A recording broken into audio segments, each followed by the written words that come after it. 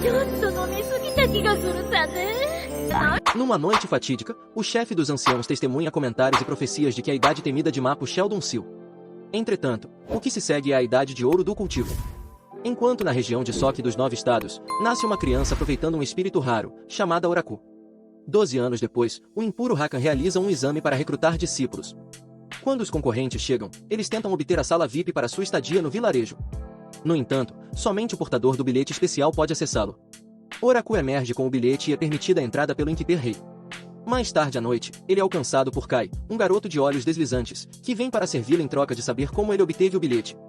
No dia seguinte, Oraku se depara com o rei, vendendo rabanetes para ganhar uma aposta contra o chefe e se oferece para obter todos os rabanetes vendidos em troca de refeições para os alcatrões. Inteligentemente, ele veste Kai em seu criado Ashu como mascotes e vende todos eles como rabanetes mágicos. Conforme decidido, rei lhe fornece refeições, mais uma bolsa contendo uma chave e uma moeda. No dia seguinte, os competidores chegam à Ponte Dourada, a primeira fase do teste. Um teste muito angustiado pelos mais velhos, já que é feito por Abu, um dos mais velhos famoso por ser sem vergonha e detestável. Enquanto os concorrentes continuam na ponte, Ashu corre em apuros com um rapaz corpulento, mas é salvo quando Oraku entra em cena. Desconhecido para ele, Ashu deixa cair seu saco de dinheiro enquanto eles avançam. Logo o grupo se depara com uma fonte peculiar. Como todos estão confusos, Oraku explica que é um conversor dos 5 elementos. Assim, colocar ouro forneceria água que poderia ser útil no teste que está por vir. Os concorrentes ficam ocupados tentando tirar o ouro da ponte. Entretanto, Oraku recolhe suavemente a grande quantidade de água, colocando as caixas de vento douradas nas quais Rei fornecia as refeições. Frustrado, o rapaz corpulento tenta avidamente tomar a fonte, mas a deixa cair fazendo com que a ponte comece a se dissolver. Kai, Oraku e Ashu fazem-na atravessar com segurança. Entretanto, muitos competidores são eliminados. De cima, Abu observa Oraku, impressionado por suas habilidades. Os competidores chegam à segunda fase do teste. Tobjin Village, onde Oraku recebe uma refeição de enchimento em troca da água que ele trouxe. Queimando de ciúmes, 3 meninos, descendentes de uma família Shao, coral com Oraku. Entretanto, Oraku foi informado sobre a regra da proibição da violência na aldeia e grita em voz alta. Uma garota ninja aparece de repente e bate nos meninos em seus sentidos. À noite, Oraku decide como passar a segunda fase e emprega Kai e Ashu para escoar o vilarejo no dia seguinte. Enquanto explora, Ashu é encontrado com um dos concorrentes, Shushan, e sua renúncia de lealdade enquanto ele dá informações. Enquanto isso, Oraku e Kai se encontram com Buonho sendo intimidados pelos 3 rapazes. Mais uma vez, ele chama os ninjas sobre eles, embora Buonho peça para se juntar a eles ou Aku declina. Em sua mente, ele pretende usá-lo como uma fonte para sair. Oraku percebe que existe um sistema de permuta na aldeia. Em segundo lugar, a aldeia não sabe do teste, e a única maneira da aldeia Tobjin bloqueada pelas montanhas é conquistar os corações dos aldeões. Como previsto, Buonho tem um problema com o prefeito da aldeia, sua amante, a tia Ryu, e sua esposa, Clashin. Escolhendo a oportunidade, Oraku permite a Kai resolver o conflito. Kai consegue resolver a disputa conversando com o prefeito e racionalizando o amor entre ele e sua esposa. Ele assume, mostrou o caminho para a aldeia se tornar o primeiro concorrente a passar a segunda fase. Ao ver Kai, os outros concorrentes agora sabem o que fazer e começam a ajudar os aldeões a encontrar o caminho de saída. Entretanto, antes de deixar Kai adverte Oraku a respeito da lealdade de seu servo, Ashu. Ele entregou o saco de dinheiro que recebeu de Buonho, que o havia pegado quando Ashu deixou cair na ponte. Naquela noite, Ashu visita Oraku para informá-lo de que encontrou a saída. SLY joga tristemente por deixar seu mestre. Oraku joga o saco de dinheiro para ele, permitindo que ele vá e explore seu cultivo. De forma rápida, Ashu agarra o saco e desaparece. Deixado sozinho traído, mas confiante, Oraku tem planos de como passar a fase seguinte. No dia seguinte, Oraku começa com uma nova determinação. Oraku começa com a ajuda de uma mulher comum, Anko, entregue a seu filho, um professor da escola. Na escola, ele ajuda o filho a terminar seu poema e uma troca pede uma toalha que ele usa com frequência. Para outros, ele traz a toalha fedorenta para Roshan, uma mulher apaixonada pelo filho de Anko recebendo carne cozida a vapor. Desta forma, ele continua a trocar mercadorias e ganha a aceitação de todos os 120 aldeões. No entanto, os de 20 não são todos aldeões. Inteligentemente, ele começa a enfurecer os 3 rapazes, incitando-os à violência para convocar a menina ninja, a 121ª aldeã. Ele pergunta a ela como pode ganhar seu favor. No entanto, ela parte sem dar uma resposta definitiva. Na segunda vez, ele a convoca, mais uma vez colocando os rapazes em apuros. Frustrado, o ninja finalmente pede dinheiro, aquele que usa o ancinho na montanha. Oraku dá a ela a moeda que recebeu de Rei na bolsa, mas muda de ideia. Em vez disso, ele tenta fazer com que o prefeito da aldeia comece a usar o dinheiro na aldeia, mas é recusado. A próxima vez que Oraku tenta convocar Rei, ela mesma aparece. Ele lhe dá a chave em vez da moeda, explicando que a moeda era provavelmente algo que o mestre do jogo queria tirar dele. No entanto, a chave não tem valor para ele e ele a troca por dinheiro que ele devolve ou passa a segunda fase. Na terceira e última fase de teste, o Vale do Nevão, Kai, Osho e os outros competidores lutam e decidem se unir para derrotar o formidável monstro elefante de nível 2. No entanto, o projeto do teste o torna mais forte quando confrontado com mais competidores juntos. Perplexos com o ridículo desenho do teste de Abu, os mais velhos ficam ainda mais chocados quando Oraku, que deveria estar um mês atrasado, aparece com itens como sapatos de salto em nuvem e a Mystic Frost Sword.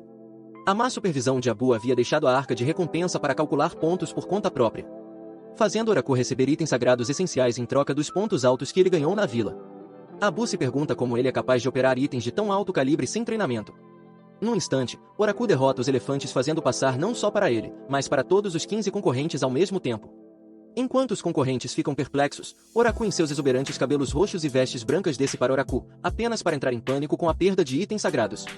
Ela grita a Oraku de destruir seus cenários de teste de uma só vez, desconcertando-o ao saber que ela é a mestre do jogo. O chefe reúne os anciãos no pico estelar para discutir o assunto. Eles concluem para realizar outro exame onde examinarão os competidores um a um e os eliminarão de acordo. Os anciãos concordam unanimemente e os 15 competidores são levados à sala de exame. Na chegada dos concorrentes, eles são informados de que serão examinados um a um. Então, os anciãos discutirão os resultados e apenas 3 dos 15 serão escolhidos como discípulos a serem admitidos. Não querendo que Oraku tome a dianteira, o Oraku é avaliado primeiro, seguido por Asho e assim por diante. Finalmente, Oraku sobe ao pódio e os anciãos arfam e chocam, testemunhando seu potencial sem precedentes. Oraku abriga um espírito celestial raro, um espírito vazio em si. No entanto, quando os resultados do teste saem, Shushin, Buno e Asho são escolhidos como discípulos conduzindo Oraku para fora. Os participantes ficam perplexos sobre como Oraku não foi selecionado. Um representante da preocupação dos anciãos explica por que Kai e Oraku não foram escolhidos. Ela explica que embora Kai seja elegível para o pico etéreo, ele seria incapaz de usar todo esse potencial como discípulo e, portanto, foi eliminado. Entretanto, ele receberia uma carta de recomendação para ser selecionado para a seita Mampo.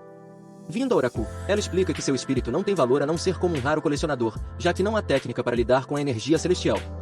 Sendo seu eu dolorosamente ousado, Oraku dá passos confiantes, exigindo benefícios se for tomado como um raro colecionável fazendo com que todos sofram. Mas a seita exige algo a ser pago de volta para prover. Smart Oraku finalmente atira a moeda que ele salvou na aldeia e lhe é concedido qualquer desejo que ele peça. Oraku pede para ser aceito como um discípulo legado e é dada a responsabilidade a Abu como seu próprio professor. Abu traz Oraku para o pico amorfo onde ela reside. No entanto, Oraku não é muito escalado ao ver uma casa degradada. Ele interroga mais e aprende que ela está apenas na fase de cultivo do Jin e ocupa o 5º lugar entre os mais velhos, sem ser impressionante. Naquela noite, eles sem vergonha entram na cafeteria dos discípulos da corte externa para comer. No entanto, Oraku gosta que ela combine com sua energia ousada. De volta a casa, Abu coloca uma pilha de testes à sua frente e avalia que ele é de fato um talentoso com seu espírito celestial. Dada sua primeira palestra, Abu lhe diz que ele deve se tornar intenso e brutal em sua vida. Que de outra forma, todo o seu cultivo, toda a sua velocidade e força não faria sentido. 2 anos se passam e Oraku sob Abu passa seus dias tomando banhos medicinais ordenados por ela em aulas sobre vários assuntos junto com outros discípulos após sua corrida matinal. O Elder Khan é muito amado no Pico Despreocupado, onde as aulas são realizadas, enquanto o curso do Elder Rukun é muitas vezes deserto. Na aula interna, o Elder Khan explica a temível idade do Mapote que durou 200 anos, trazendo o fim do mundo do cultivo, após o que os alunos vão almoçar no refeitório. Entretanto, Oraku está cansado de ser o centro das atenções na cafeteria dos discípulos da corte externa e sai para tentar a cafeteria dos discípulos da corte interna. Ele se dá conta de que a comida é horrível e se afasta. Por sorte, ele encontra Rai, que lhe fornece costeletas de porco. Enquanto eles se sentam juntos, eles põem em dia como Oraku está se saindo com seu cultivo. Ele explica que planeja investir 10 anos para chegar à etapa de sua jornada. Rai sugere que ele também deve apoiar as artes marciais e a força corporal para tornar o alvo mais fácil para ele e decide ensinar-lhe algumas técnicas. Levando-o a uma área aberta, ela o ensina a reunir Kai primeiro e logo ele pode canalizá-la. Oraku acorda para encontrar Abu bêbado em sua cama e acorda aborrecido informando-a que ele está partindo para a prática. Ele diz a ela que encontrou um professor melhor que ela lhe ensinou mais do que em 2 anos.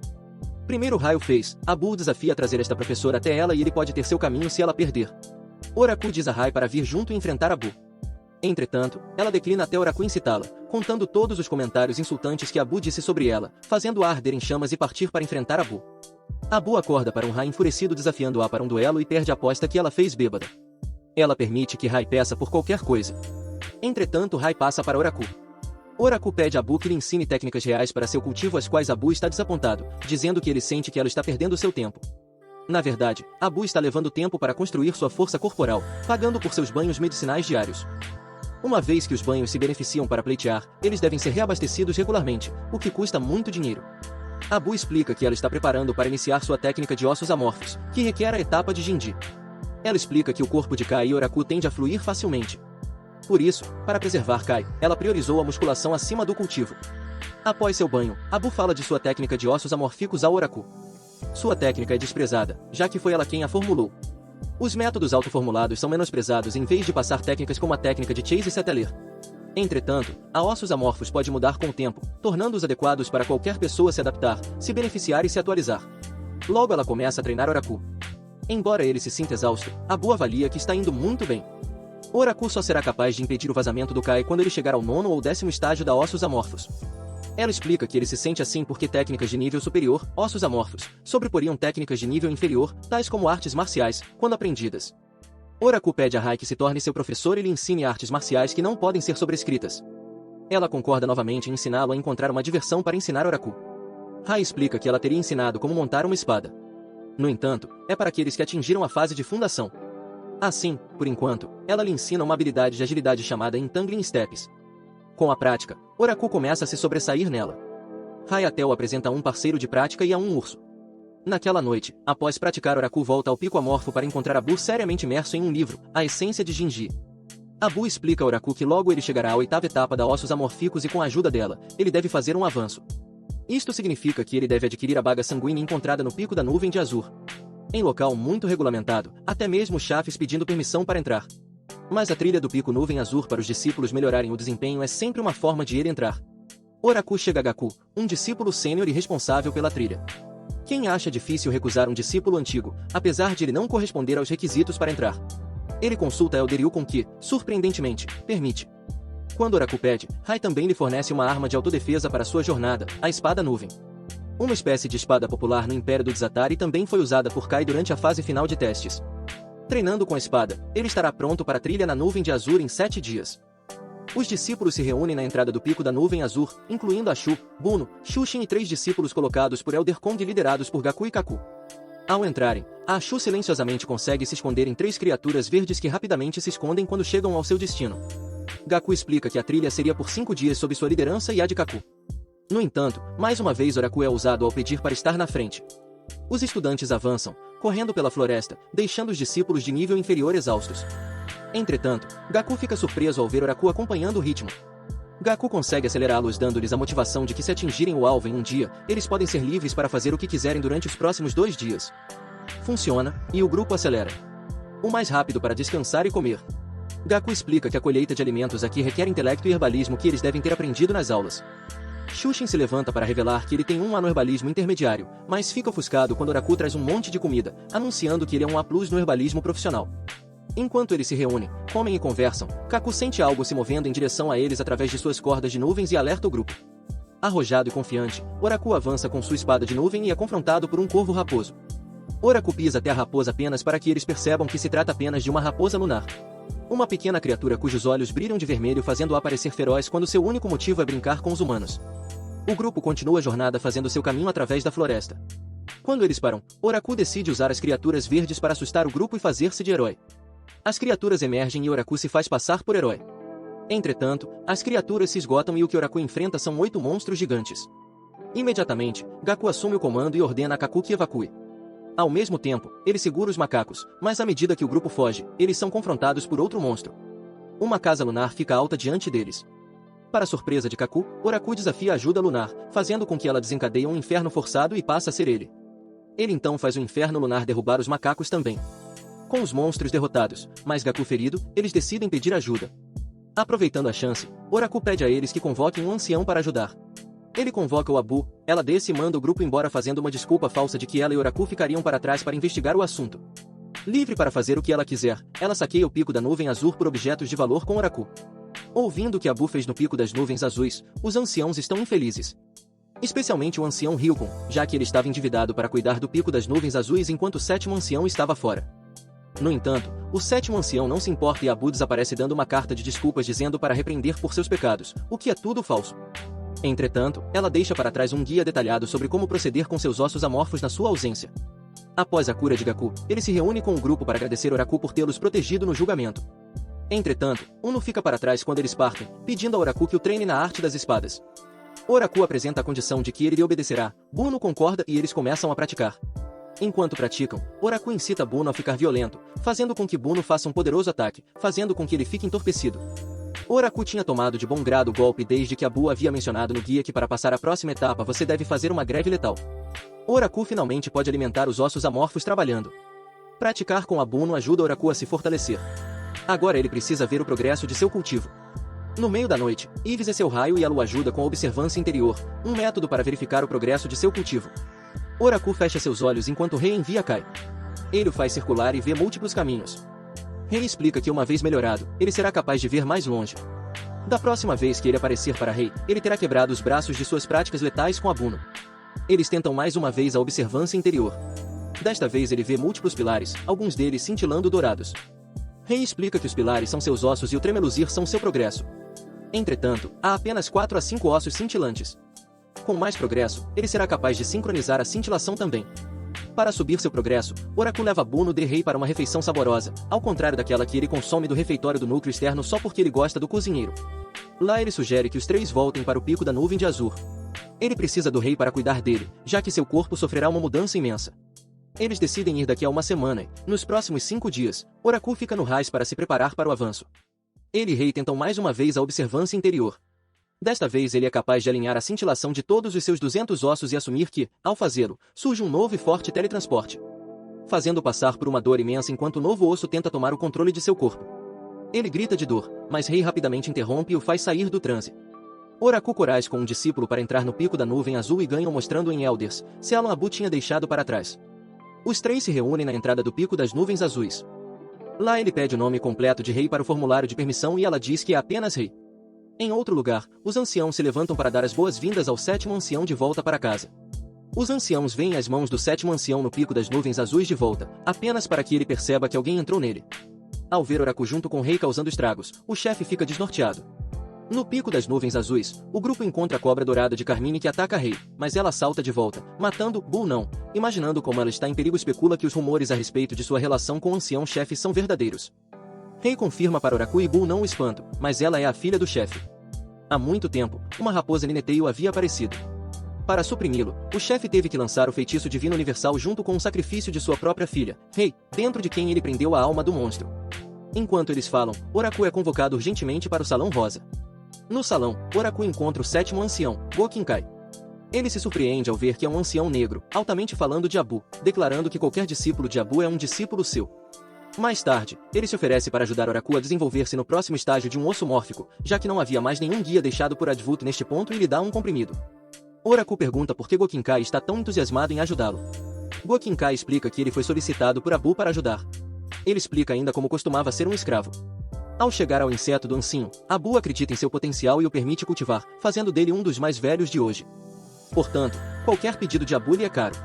No refeitório dos discípulos externos, Oraku é informado pelo cozinheiro que Abu teve um problema com a seita de Sekil e está sendo questionado.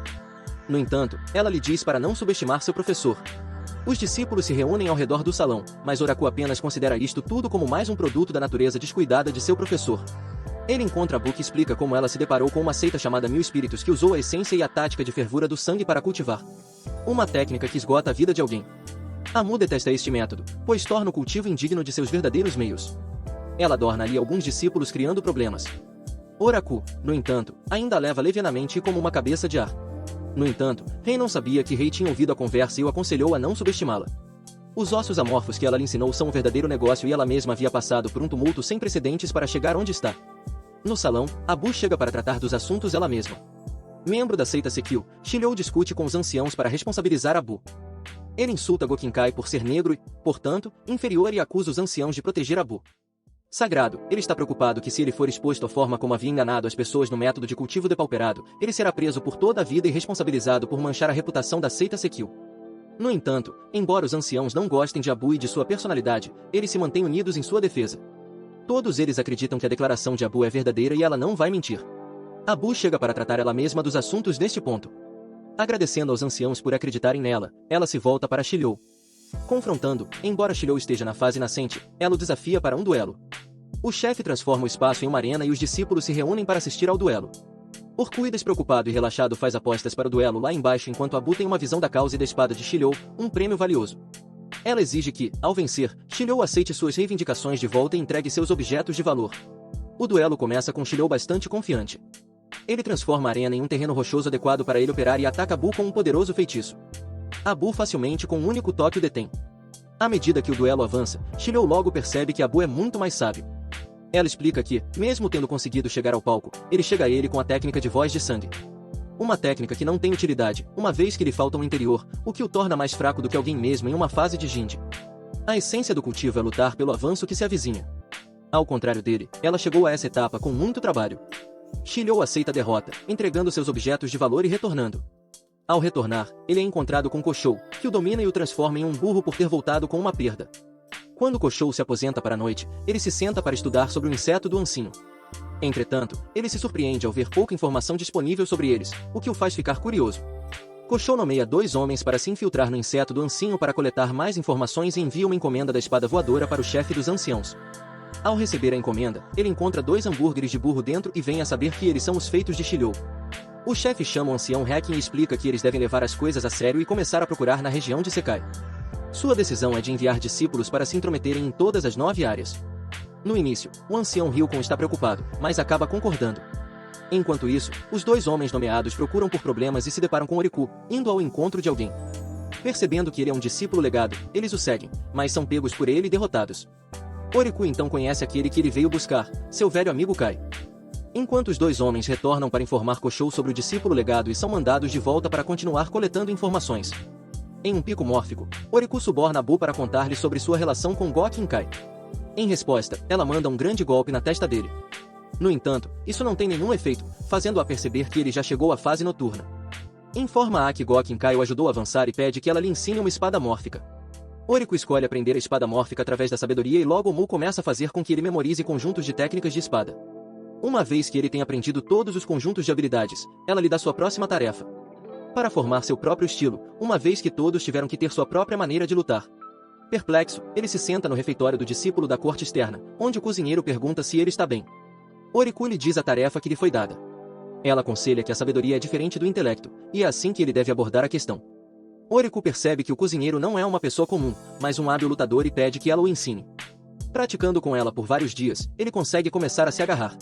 Mais tarde, a multidão de discípulos se reúne enquanto os anciãos entregam e explicam sua decisão de começar a enviar discípulos para todos os 9 estados, ganhar experiência e retornar do relatório. Em casa, Omu explica que é uma oportunidade para Oriku romper laços emocionais com o mundo comum, já que o mundo de um cultivador é bem diferente do de um plebeu. Os cultivadores vivem muito tempo vendo seus entes queridos passarem e morrerem. Para sua jornada, ela lhe dá a causa e a espada. No entanto, nossa equipe está apenas feliz por poder voltar para casa. Os discípulos começam a partir para os estados tanto em excitação como em confusão.